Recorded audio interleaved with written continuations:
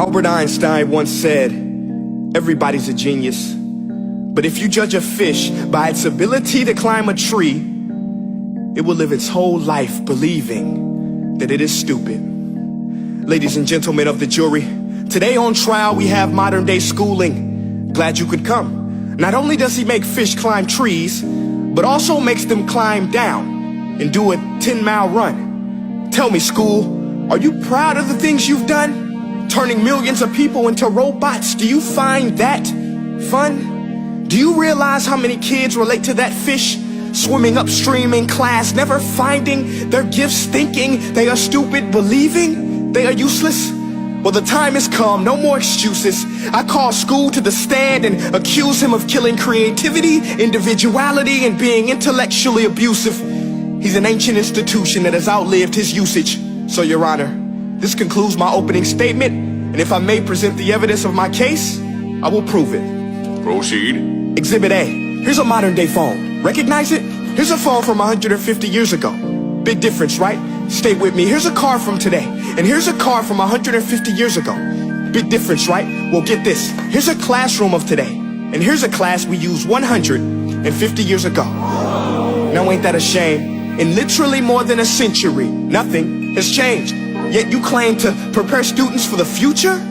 But with evidence like that, I must ask, do you prepare students for the future or the past?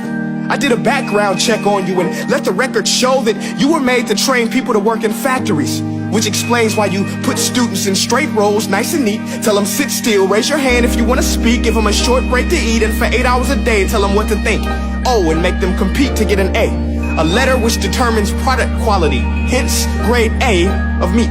I get it. Back then, times were different. We all have a past. I myself am no Gandhi. But today, we don't need to make robot zombies. The world has progressed. And now we need people who think creatively, innovatively, critically, independently, with the ability to connect. See, every scientist will tell you that no two brains are the same. And every parent with 2 or more children will confirm that claim.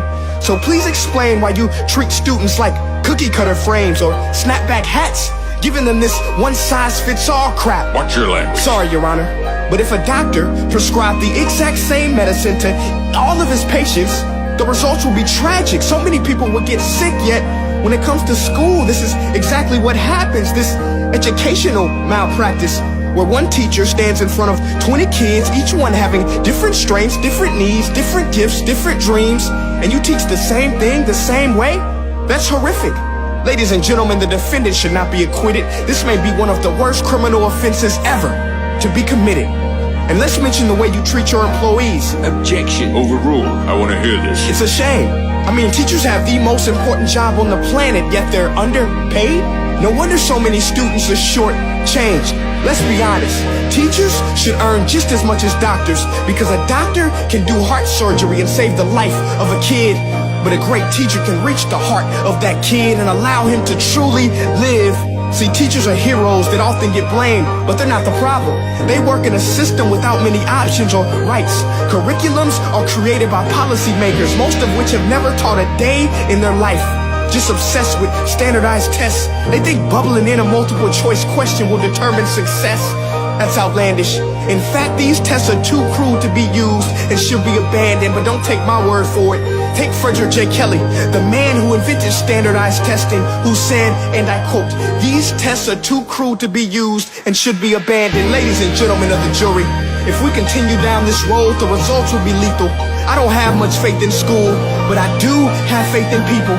And if we can customize healthcare, cars, and Facebook pages, then it is our duty to do the same for education, to upgrade and change and do away with school spirit, because that's useless.